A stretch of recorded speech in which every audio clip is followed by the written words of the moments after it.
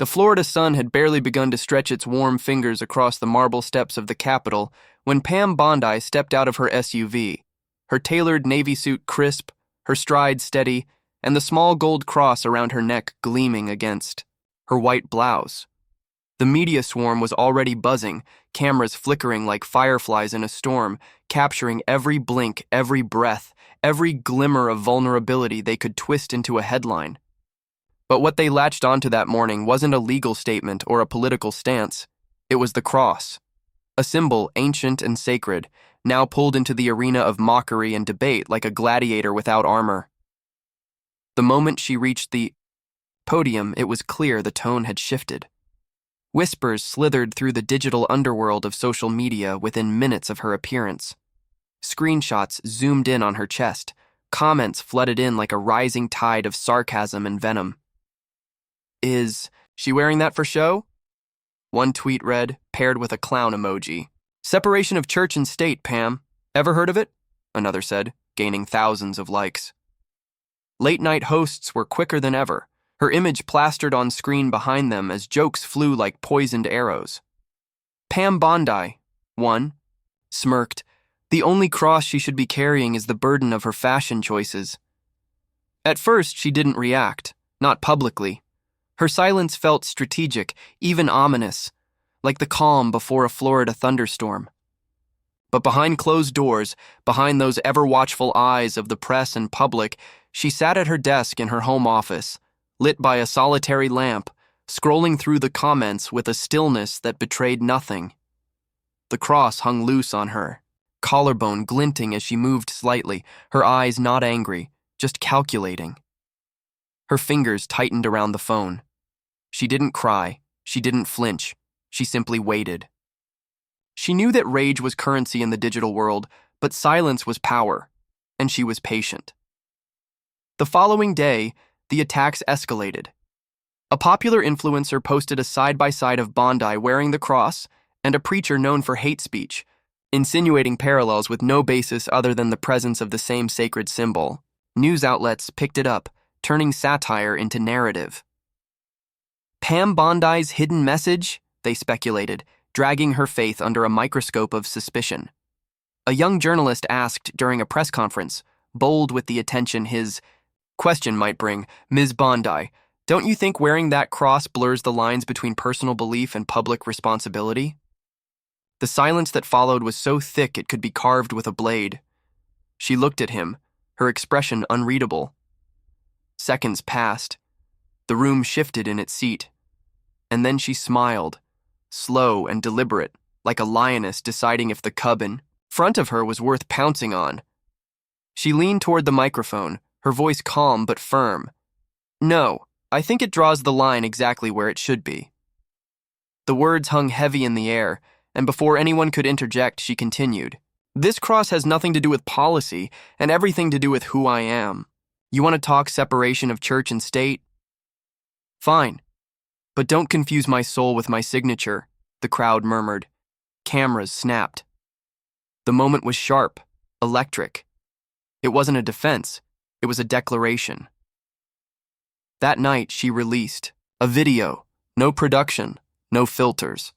Just her, sitting in front of a simple wooden backdrop, the cross shining like defiance around her neck. You don't get to decide the meaning of my symbol, she said.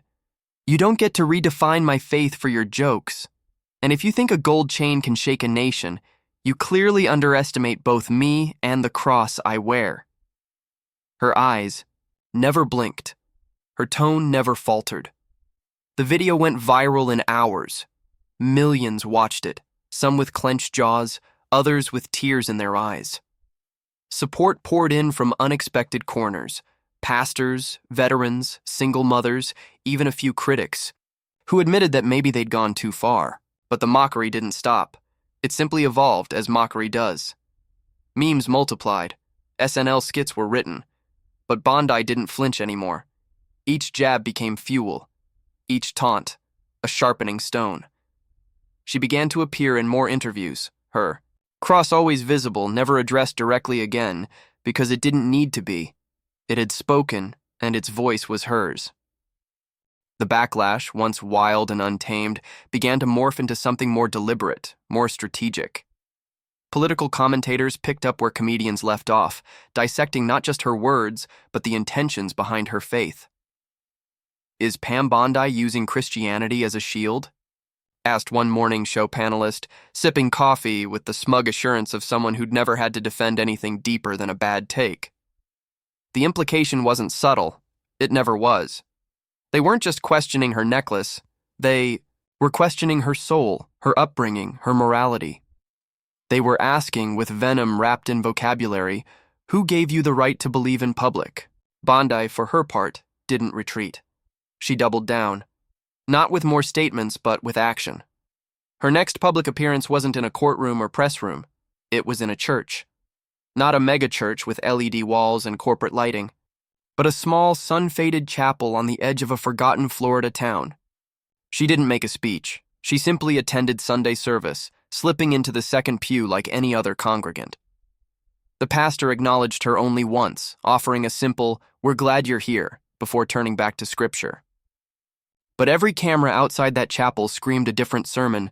Bondi was here, and the cross is still hanging. Photos of her kneeling during prayer went viral, not because they were controversial, but because they were real. There was no PR team nearby, no handlers smoothing her skirt or adjusting her necklace. It was just her folded hands, and the silence of belief. To some, it was a stunt. To others, it was a quiet war cry. And for Bondi, it was neither. It was breath. It was blood. It was the thing that came before politics and would remain long after headlines dissolved into dust. As critics scrambled to redefine the narrative, something strange began to happen. The story shifted. Not entirely, not overnight, but subtly. Like a tide pulling out before a wave. Supporters began speaking up louder, unafraid to align themselves with the woman who refused to hide her faith for fear of being memed into oblivion. Veterans wrote open letters about fighting for freedom of belief. Young conservative women posted selfies with their own crosses, tagging, "You're not ashamed." And in the shadow of this new surge, Bondi stood still, like a monument untouched by wind. She hadn't changed her message, only the world around her was catching up. Then came the interviews. She chose them carefully. Never sensational, never soft. A nationally syndicated podcast known for hard-hitting political discourse invited her on, expecting perhaps a cautious, media-trained politician. Instead, they got a woman sharpened by fire. "Do you regret wearing it that day?" the host asked, leaning forward with the urgency of a man hoping for an apology. "No," she answered, her tone like steel. "I regret that anyone thinks they have the authority to decide what part of me is acceptable for public consumption." The pause after that sentence stretched long enough to echo.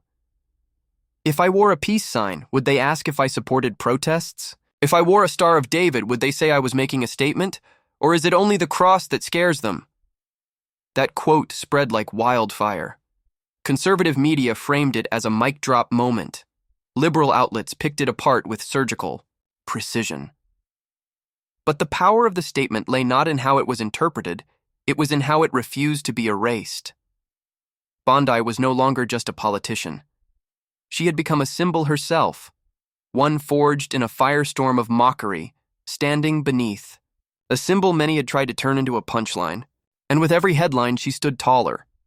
Not despite the backlash, but because of it. The irony, perhaps, was lost on many. That the very thing meant to humiliate her had become her armor.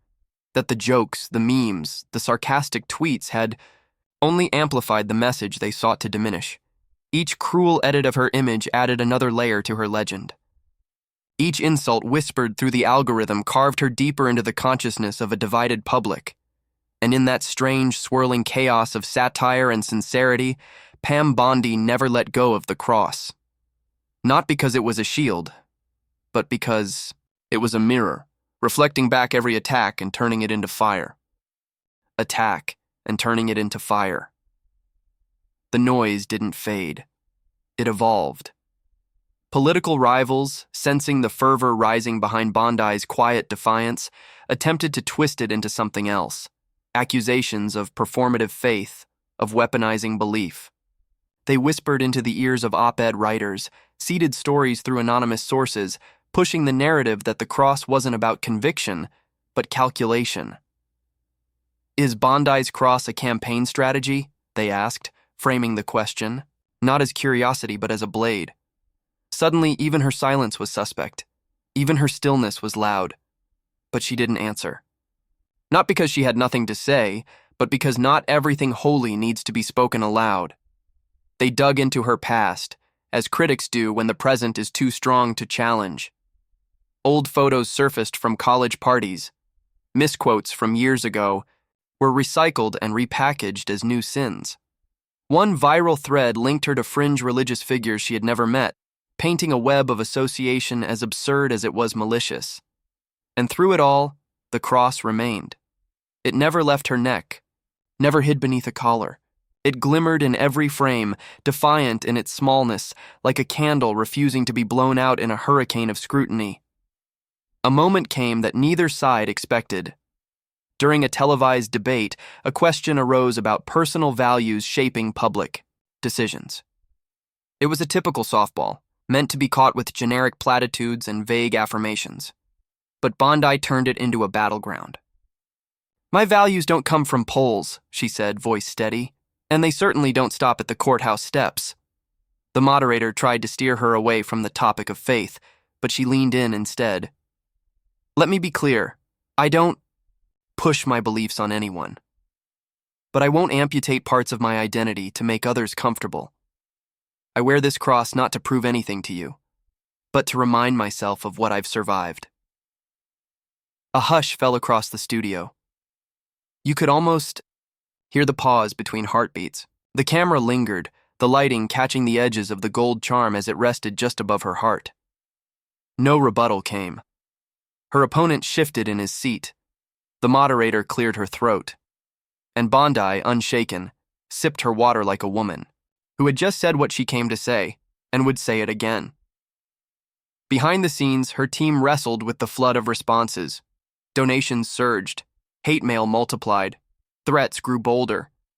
But so did letters from strangers, women who had been mocked for their beliefs, men who hadn't set foot in a church in years, but suddenly remembered why they used to. A single mother from Texas sent her a hand-stitched cross on a strip of denim.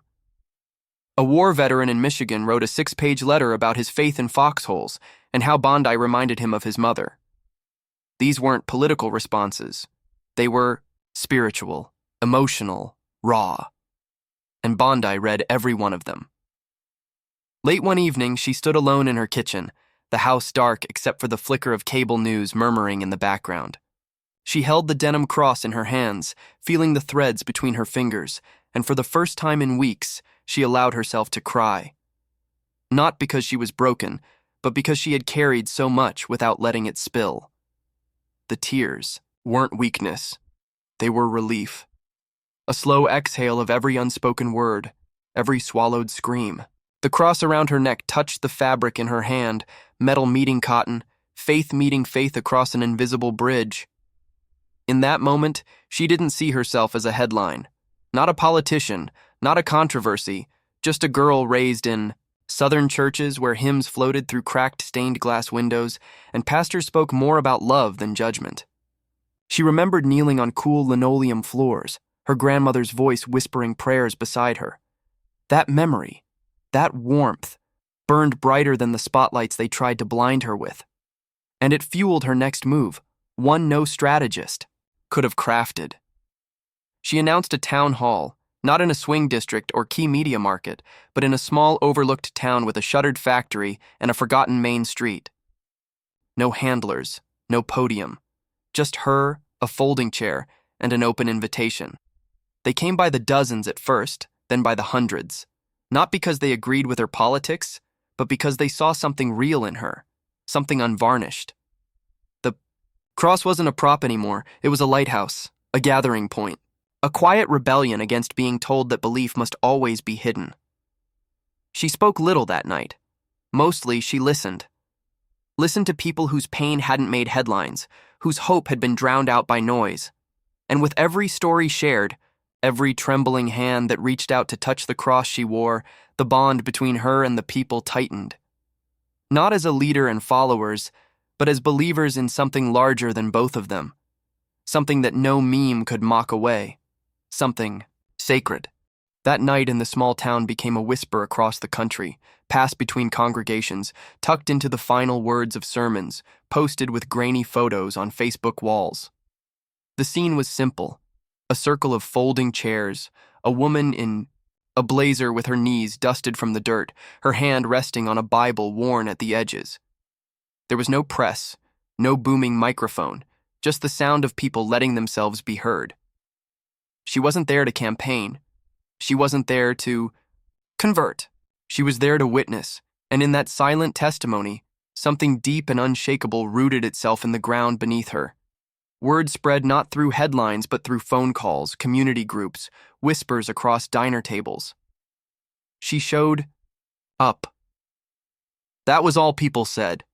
Not she spoke, not she preached, just showed up. Because in a world soaked with noise and theatrics, presence itself had become a kind of miracle.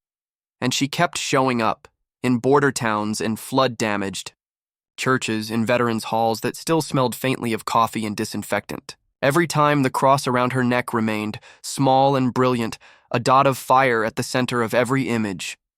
But as her presence grew more grounded, the outrage in other circles ignited again, more desperate this time, more furious.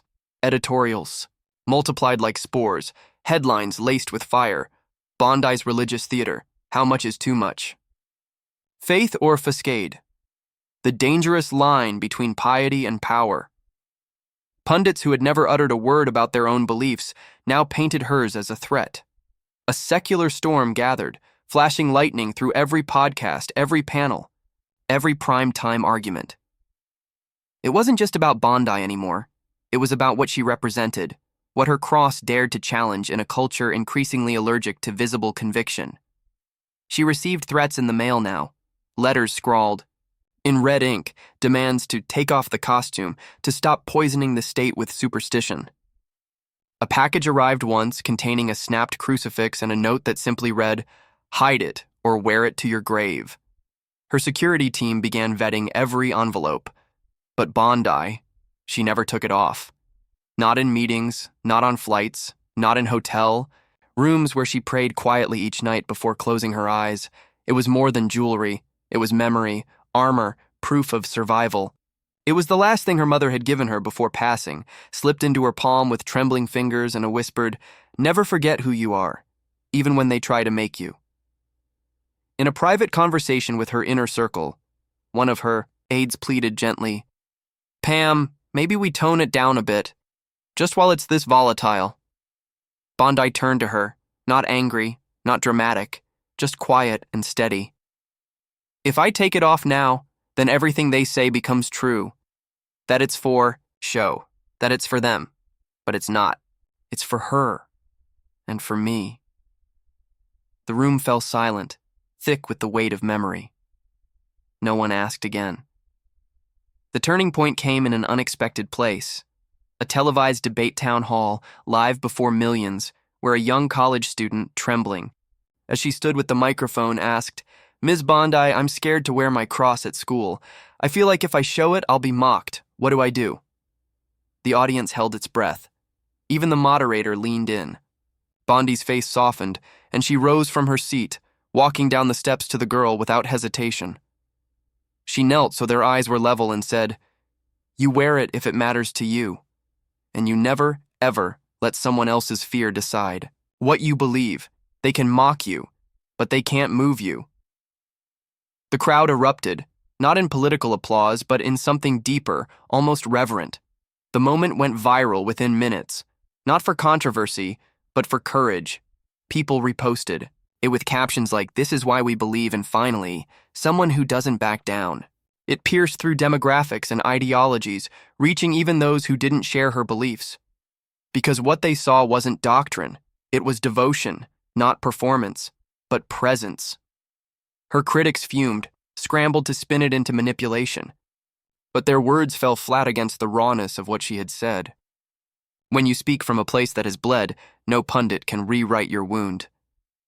That moment became a crack in the wall they'd tried to build around her. Through it poured empathy, memory, and quiet rebellion from all corners of the country. People began wearing their own small symbols with pride, crosses, stars, crescents, pendants of meaning, and for once not hiding them beneath collars or behind fear. Pam Bondi never claimed to be perfect. She never claimed to be a saint. But she became something else entirely, someone who refused to bow beneath ridicule, someone who wore her vulnerability like a badge instead of a bruise. She didn't just defend her faith. She lived it publicly, without apology. And in doing so, she gave countless others permission to do the same.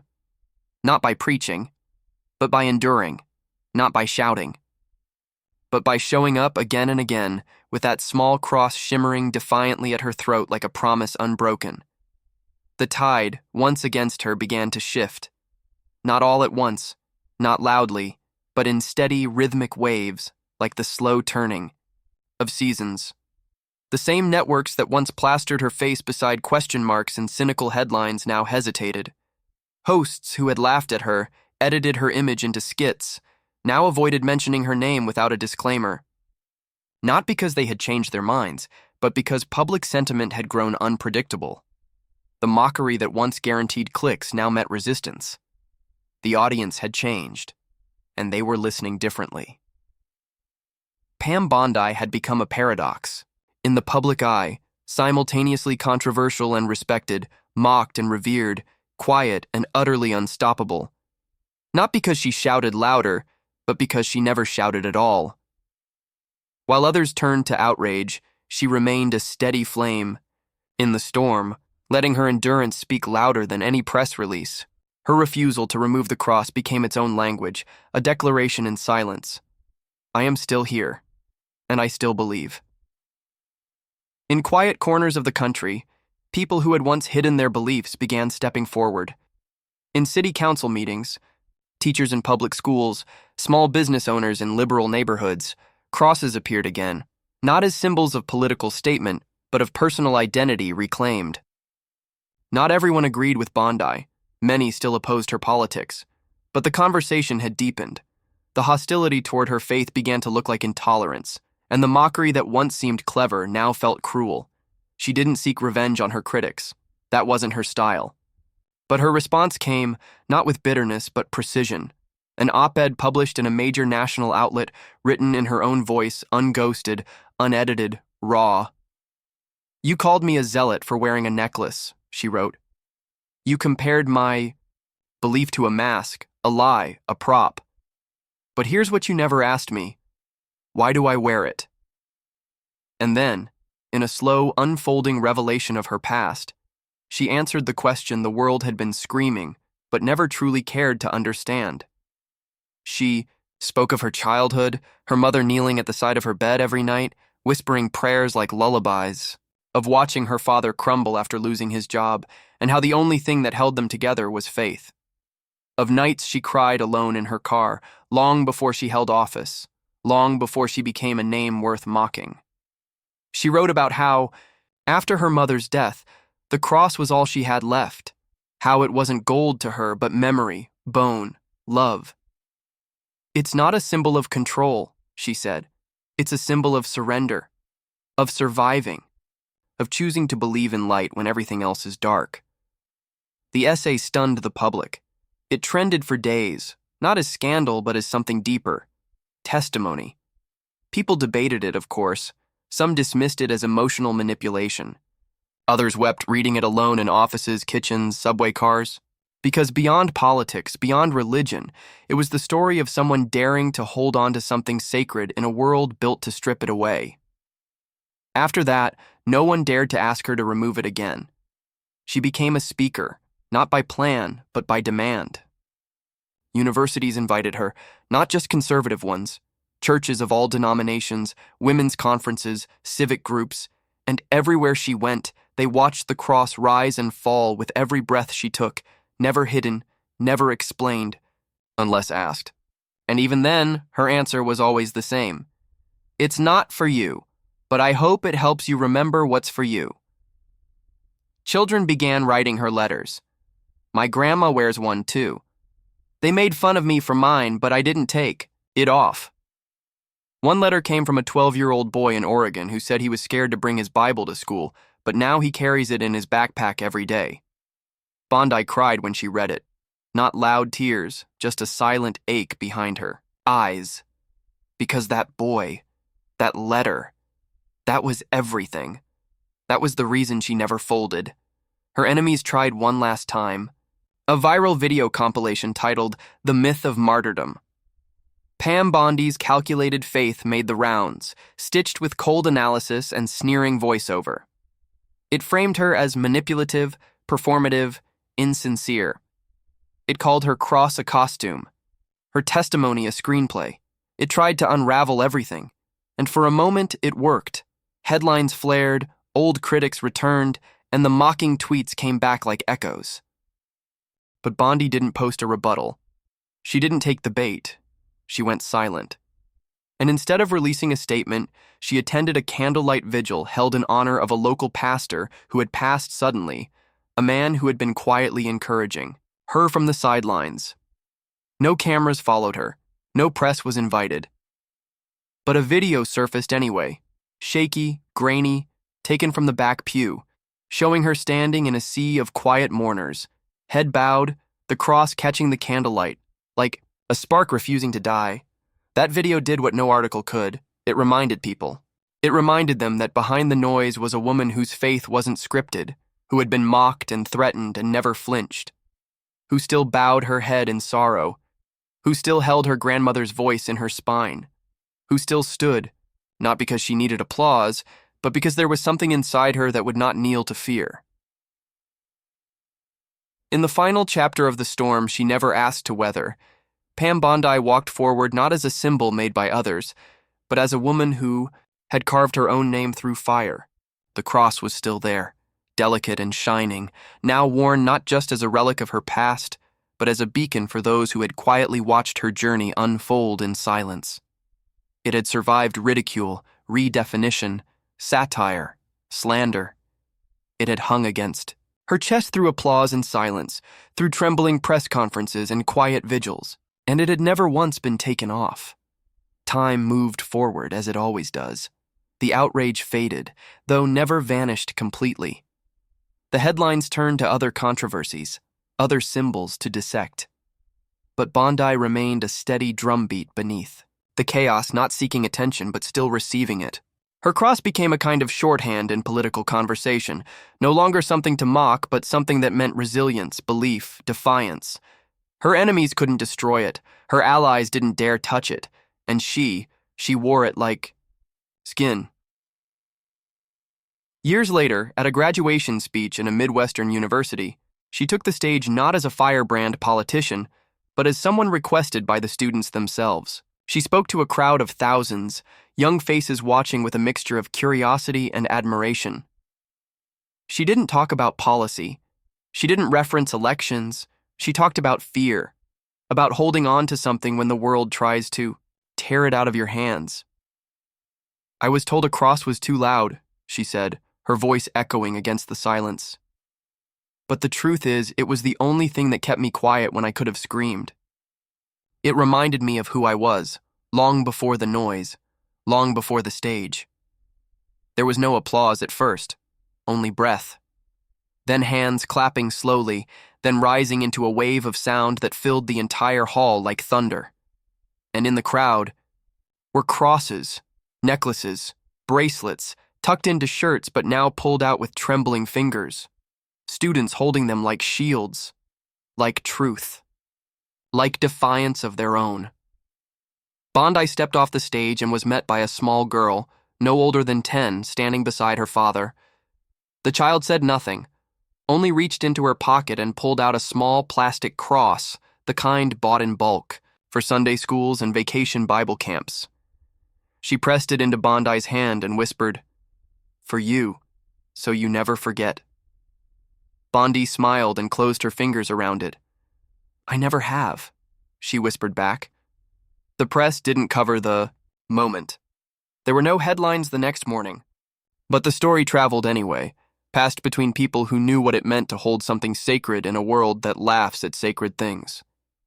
And wherever it was told, it never ended with her name. It ended with a whisper, with the image of a woman who wore her faith not to prove a point, but to remember a promise. She continued her life quietly after that. Still involved, still present, but less concerned with spotlight and more devoted to meaning. She founded a non-profit, anonymous at first, that sent support to people who had been targeted for their faith. No interviews, no speeches, just action. She showed up to funerals of strangers whose names she'd read in the margins of small-town news. She sent handwritten letters to young people facing what she once did, ridicule for belief. Her words were simple. You are not alone. Do not bow. Keep your light. And so her legacy grew, not in marble, not in monuments, but in memory. In the way a teacher clutched her necklace before entering a hostile staff meeting. In the way a student slipped his cross out from under his hoodie, shoulders squaring. In the way people prayed without lowering their voices. Because of her. Because she didn't bend. They once mocked her for wearing a cross. She answered with outrage, without shame. And, in doing so, she made thousands wear theirs louder. Not with words, but with unwavering presence. Spodna часть формуляра